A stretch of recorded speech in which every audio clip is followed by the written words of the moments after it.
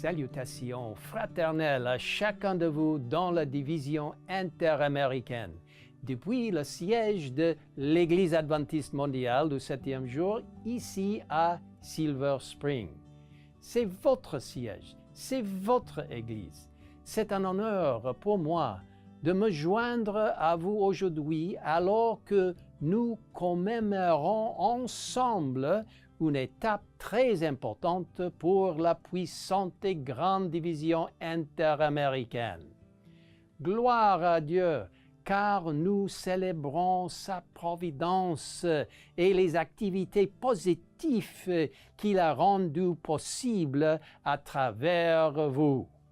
Cette année marque le centenaire, l'anniversaire de la division interaméricaine. Celle-ci a été organisée en 1922. 100 ans durant lesquels Dieu a dirigé et s'est manifesté. 100 ans de sacrifice pour le ministère. 100 ans de leadership visionnaire et 100 ans témoignant de la consécration d'hommes et de femmes qui ont suivi Jésus, même 100 ans durant lesquels des gens de différents pays et horizons étaient unis en Christ. Les débuts de l'organisation de l'Église dans la division interaméricaine remontent à un petit groupe de 40 membres baptisés en Guyane britannique en 1887. Et nous attestons que cette œuvre est ce qu'elle est aujourd'hui par la seule grâce de Dieu. La division interaméricaine est l'une des divisions de l'Église adventiste du 7e jour les plus diversifiées. Sur le plan racial, l'une des plus plurilingues et l'une des plus riches sur le plan culturel. Nous reconnaissons que le travail sur ce territoire n'a pas été sans difficulté particulière.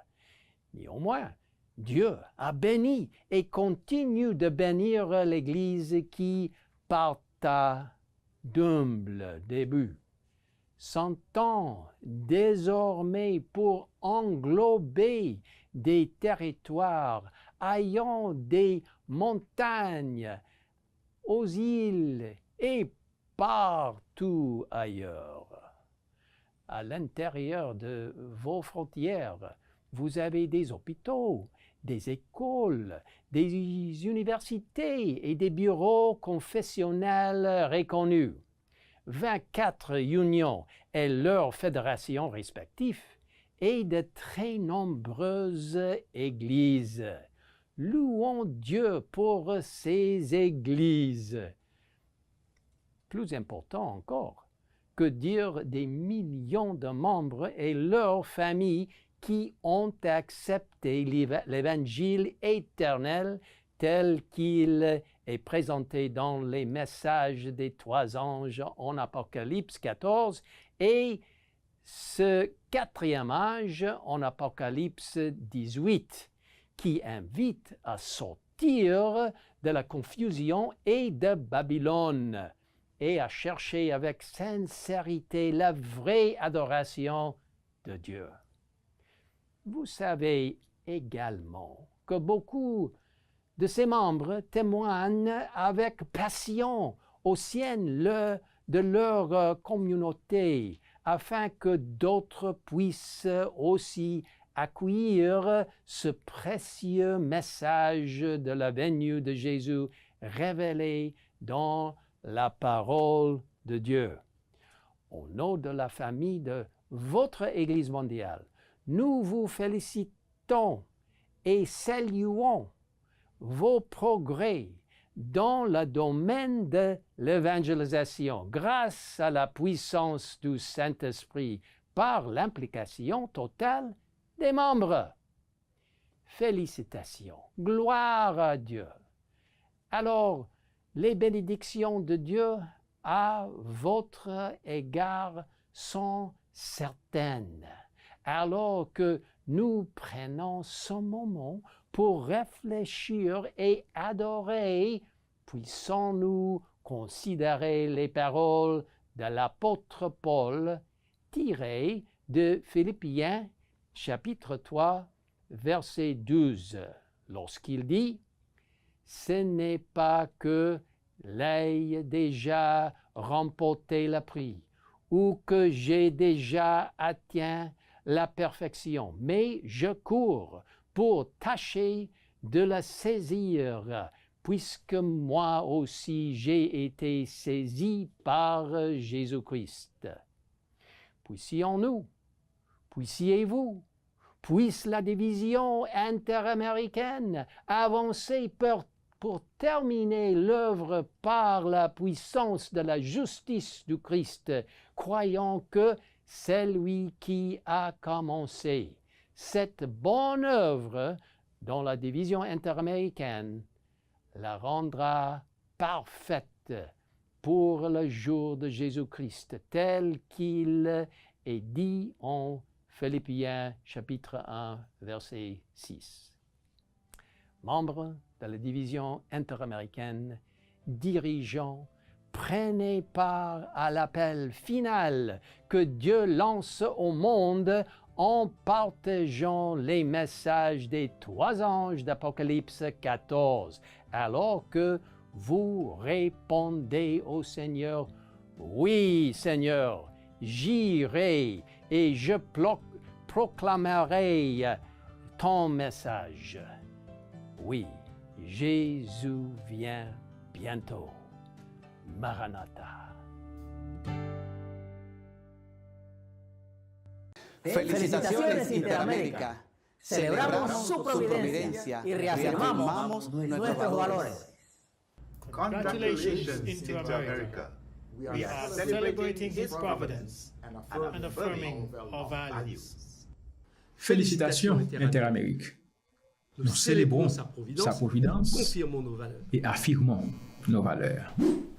Frères et sœurs bien-aimés, je prends plaisir à vous saluer en ce jour de sabbat où nous célébrons le Dieu plein d'amour qui s'est manifesté en créant cet univers immense, incommensurable. Il a fait le ciel, la terre et les sources d'eau en 6 jours et s'est reposé le 7e jour. Et chaque sabbat, nous venons pour nous souvenir qu'il n'a pas seulement créé le monde, tout le système terrestre, mais aussi l'être humain, l'homme et la femme qu'il a établis comme son représentant sur la terre, son image. Il est digne de louange et d'adoration. Nous venons en ce sabbat nous rappeler que le Dieu qui nous a créés ne nous a pas abandonnés à nous-mêmes, à notre sort, quand nos premiers parents ont désobéi et introduit le péché et ses conséquences dans le monde. Dieu a montré son amour envers nous, en pourvoyant à nos besoins, sans se lasser, en étant présent dans notre quête de lui au cours de l'histoire. Il l'a affirmé par Jésus-Christ, qui est venu dans ce monde pour nous montrer le chemin, la vérité, la vie, le chemin du salut. Ce salut est venu jusqu'à nous individuellement et nous apporte la paix et l'espérance. Nous venons en ce sabbat nous rappeler que le Dieu créateur et sauveur nous a engagés à être aussi son représentant dans la préparation de son royaume qui vient bientôt. Ce sera la culmination de l'histoire de ce monde, le début d'une nouvelle ère où la justice habitera, où l'amour triomphera. L'Église a reçu cette mission de notre Seigneur Jésus lui-même et nous sommes porteurs de cette espérance. L'Église, c'est vous, c'est moi, Nous avons la mission de nous rappeler des grâces du Seigneur dans le passé, dans le cours de l'histoire, dans nos vies quotidiennes et de porter cette parole d'espérance à tous ceux qui vivent autour de nous. Nous ne pouvons pas oublier comment Dieu nous a assistés dans le passé et nous pouvons nous projeter avec confiance dans l'avenir.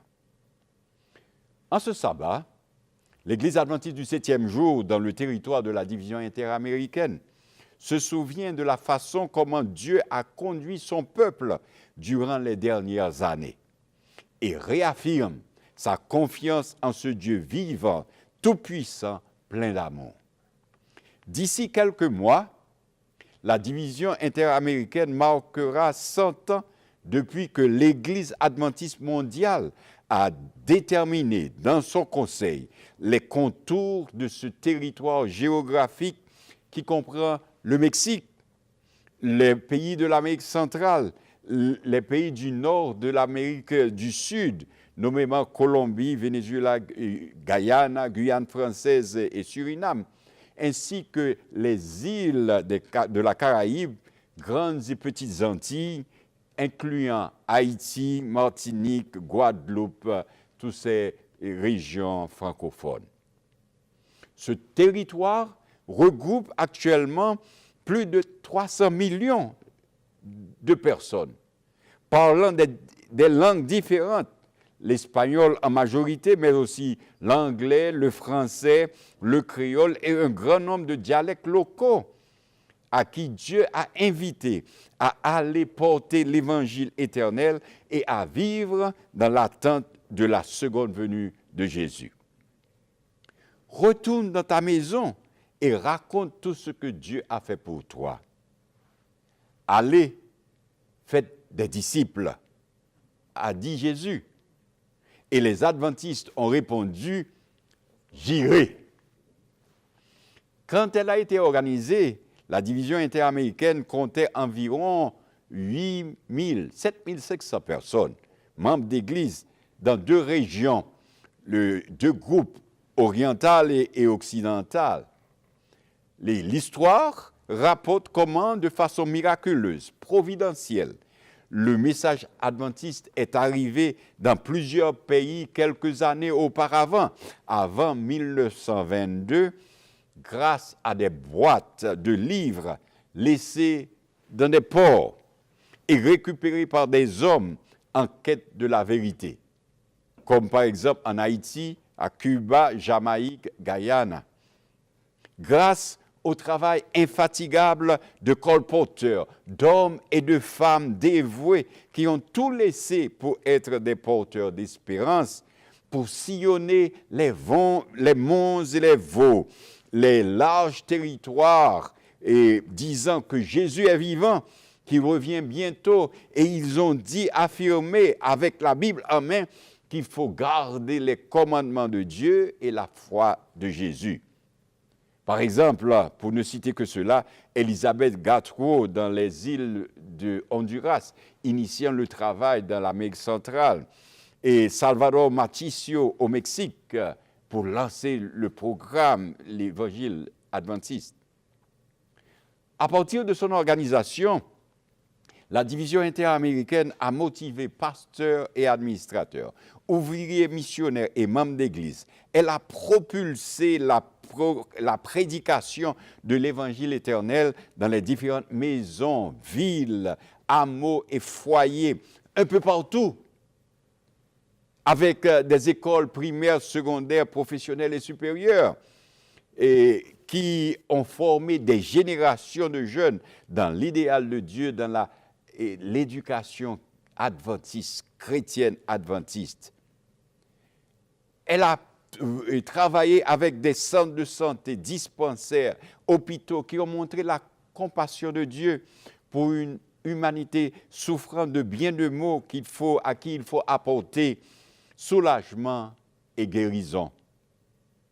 Ils ont travaillé avec une présence dans les communautés où les indigènes, les catastrophes naturelles et les désastres répétés font peser de tout leur poids les conséquences de la dégradation de l'environnement, de l'inconséquence humaine et les crises humanitaires, et où les diacres, les bons samaritains, Dorcas, Adra, les centres d'influence et autres apportent solidarité, un service désintéressé, agissent conformément à la parole de Jésus, d'aller partout dans les prisons, vers les malheureux, les plus petits de mes frères de la société, pour se montrer frères et sœurs et apporter l'espérance.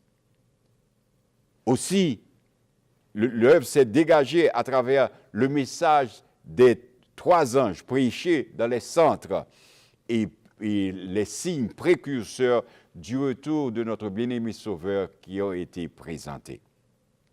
Aujourd'hui, ce sont des millions, plus de 3 800 000 membres d'Église qui sont regroupés dans 24 unités administratives, les unions, ou 156 organisations régionales, fédérations et missions, œuvrant dans plus de 23 000 églises et congrégations, avec plus de 3 000 pasteurs, sans compter les missionnaires et les éducateurs qui continuent le travail initié plus de 100 ans de cela. Et en ce sabbat, nous venons rendre gloire à Dieu pour sa grâce infinie au cours des années écoulées, pour les grandes réalisations et la croissance qu'il a permis à son Église de connaître sous la direction du premier, déjà avec le premier président, le pasteur Elmer Andros, ou encore avec le pasteur Bender Archibald, et on pourrait citer aussi pasteur George Brown, et plus près de nous, pasteur Israël Leto. Tous des hommes de vision et de foi. Sous l'influence du Saint-Esprit, pasteurs, missionnaires et laïcs, hommes et femmes, jeunes gens de tous les âges ont su braver de grands obstacles pour témoigner avec force leur foi en Dieu, en Jésus, leur attachement à la saine doctrine, leur passion pour la prédication et la conquête de nouveaux territoires, gagnant ainsi de nombreuses âmes pour le royaume de Dieu. Aujourd'hui, nous venons lancer un grand mouvement de louange et d'action de grâce et célébrer le centenaire de la division interaméricaine. Nous venons raviver le souvenir des actions de grâce dans le passé et de manière à avancer avec loyauté et ardeur renouvelée dans la mission confiée à nous par notre Seigneur Jésus. Un anniversaire est un temps de réflexion et une occasion d'action de grâce pour l'amour et la bonté inébranlables de Dieu envers nous. En regardant en arrière, nous devrions essayer d'apprendre de notre passé, faire confiance à Dieu pour le présent et regarder l'avenir plein d'espoir. Nous ne devons pas nous reposer sur nos lauriers, pour ainsi dire, ni nous vautrer dans la frange des regrets, en gardant à l'esprit que ce que nous faisons maintenant, nous le faisons pour les générations à venir. Nous devons rester pertinents, dynamiques et en bonne santé, afin que nous puissions être, comme l'a affirmé l'apôtre Paul dans Philippiens 1, verset 10, sincères et irréprochables jusqu'au jour du Christ. C'est pourquoi je viens te dire, mon frère, ma sœur, souviens-toi. Nous sommes le peuple du souvenir. Et je voudrais utiliser un texte de la parole de Dieu que nous retrouvons dans l'Évangile selon Marc, qui rapporte un fait très significatif sur l'importance de se souvenir, de ne pas perdre la mémoire, de ne pas oublier l'action de Dieu pour nous et pour son Église. Dans l'Évangile de Marc, nous trouvons 2 miracles. Et certains disent que c'est répété, mais ce sont 2 miracles différents et c'est le miracle de la multiplication des pains. Et au chapitre 8, c'est le chapitre qui m'intéresse, c'est la deuxième multiplication des pains. Matthieu, et l'évangile de Matthieu fait le récit de ces deux miracles aussi, mais j'aime la touche finale qu'apporte Marc dans son évangile. Que lisons-nous? C'est que Jésus, voyant la foule qui le suivait pour l'écouter et pour laquelle les disciples s'inquiétaient au sujet de leur substance, leur dit, comme au premier miracle, donnez-leur vous-même à manger. Et une fois de plus, les disciples sont étonnés et ne savent que dire parce qu'ils avaient très peu de ressources. Lisez le texte de Marc chapitre 8, très intéressant. Nous y notons l'étonnement des disciples et leur interrogation. Or, qu'ont-ils eu à faire, sinon à distribuer à la foule les 5 pains et les petits poissons, la seule nourriture qu'ils avaient apportée avec eux dans ce voyage. C'est ce qu'ils font et c'est ainsi que se produisit à nouveau le miracle. Le miracle se reproduit et une fois de plus, nous voyons Jésus nourrissant une grande multitude.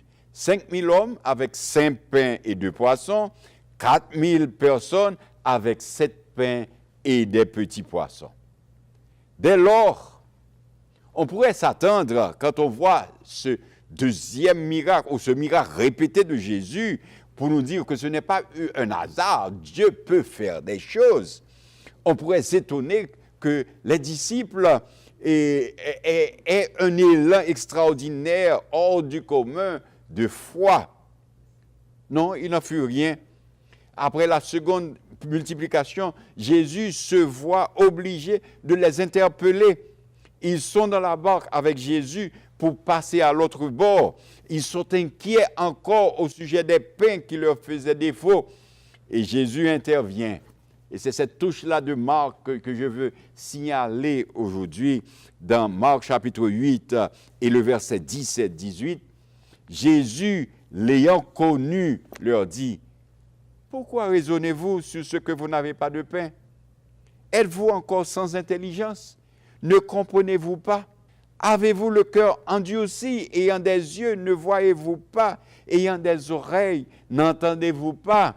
Et n'avez-vous point de mémoire? » On peut s'imaginer les disciples quelque peu embarrassés par ce flot de questions bien pertinentes du Maître et par cette interpellation. N'avez-vous point de mémoire? Ne vous souvenez-vous pas? Mais il ne faut pas rapidement aller trop vite en besogne et blâmer les disciples. Car n'est-il pas vrai aujourd'hui encore, en tant que disciples de Christ, il nous arrive aussi d'être frappés de perte de mémoire, comme si une sorte d'amnésie spirituelle s'emparait de nous. Si facilement, nous oublions l'essentiel de la parole de Dieu. C'est pourtant elle seule qui peut nourrir correctement notre foi pour qu'elle reste en toute occasion agissante et victorieuse.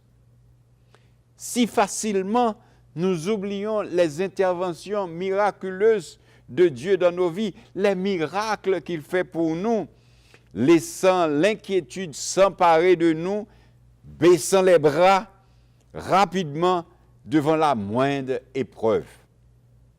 Alors qu'il a fait tant et tant de promesses tout au long de sa parole. Si facilement aussi, nous oublions les grands exploits des hommes et des femmes qui, poussés par le Saint-Esprit, ont tout laissé pour répondre à l'appel, à aller et à faire des disciples, présentant la parole de Dieu avec assurance, annonçant le salut en Jésus. Souvent, dans les actions que nous menons en son nom, le Seigneur se doit de nous poser les mêmes questions qu'à ses premiers disciples. Nous l'avons vu agir plusieurs fois, et pourtant l'incrédulité et les doutes subsistent dans nos esprits. Diverses questions, interrogations insidieuses viennent si facilement perturber nos pensées et paralyser notre foi. Ce que nous faisons, on se pose la question, ce que nous faisons va-t-il réussir? Avons-nous suffisamment prié? Aurons-nous les moyens pour le réaliser? Ceux qui nous ont promis leur aide tiendront-ils leurs promesses? Certes, il faut savoir de temps en temps se poser de telles questions pour être sûr de ne pas agir à la légère. Mais celles-ci peuvent être aussi le révélateur de nos perpétuelles inquiétudes et de tous les doutes qu'elles engendrent dans nos cœurs. Jésus se doit alors de nous redire, comme aux premiers disciples, « N'avez-vous point de mémoire ?» Aurions-nous oublié à quel Dieu nous avons affaire? N'est-il pas le Dieu véritable, lui, le Christ, le Dieu vivant et vrai, l'Éternel à qui rien n'est impossible?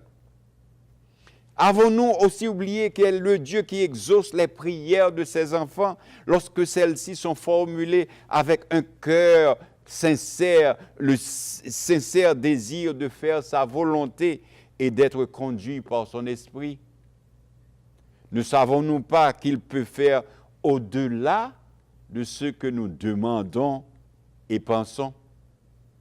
À tout moment, souvenons-nous que notre Seigneur Jésus nous a promis d'être avec nous tous les jours jusqu'à la fin du monde.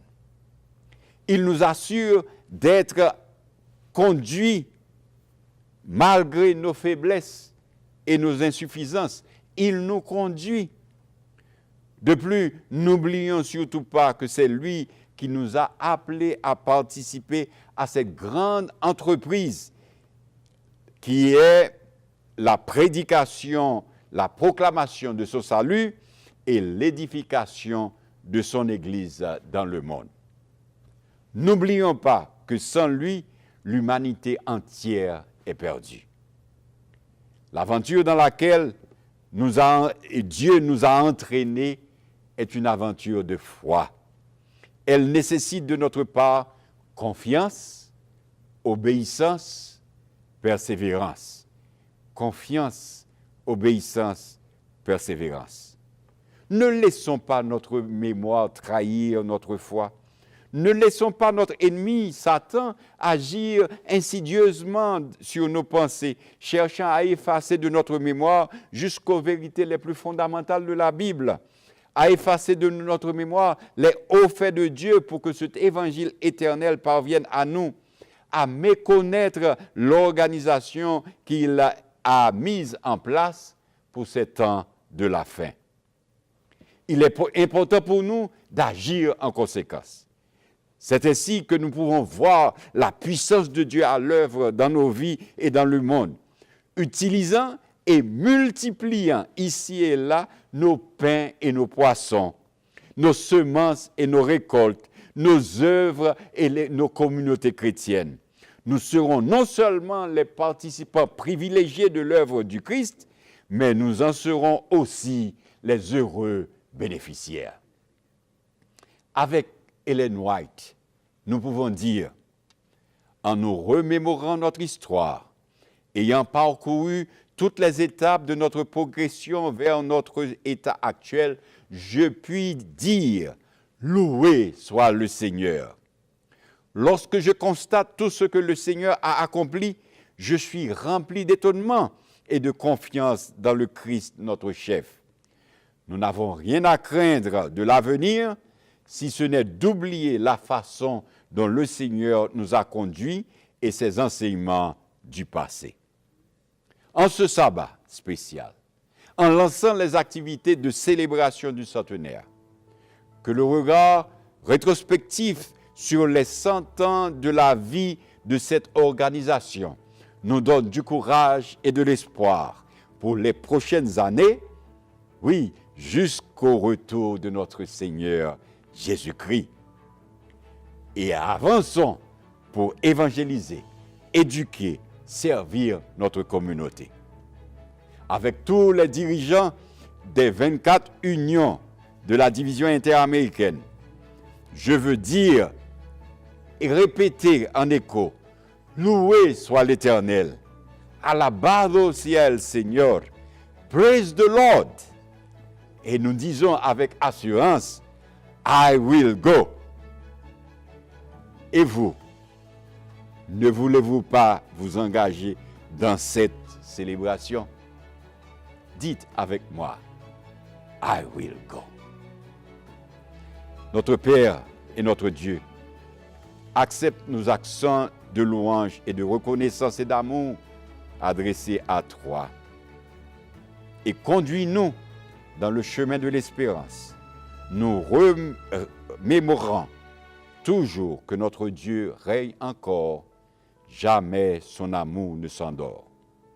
Nous nous engageons à avancer par la foi dans la prédication de l'Évangile, dans l'enseignement des apôtres, dans l'éducation et la formation de disciples fidèles à toi, prêts à servir nos proches, amis et étrangers, l'humanité en quelque sorte.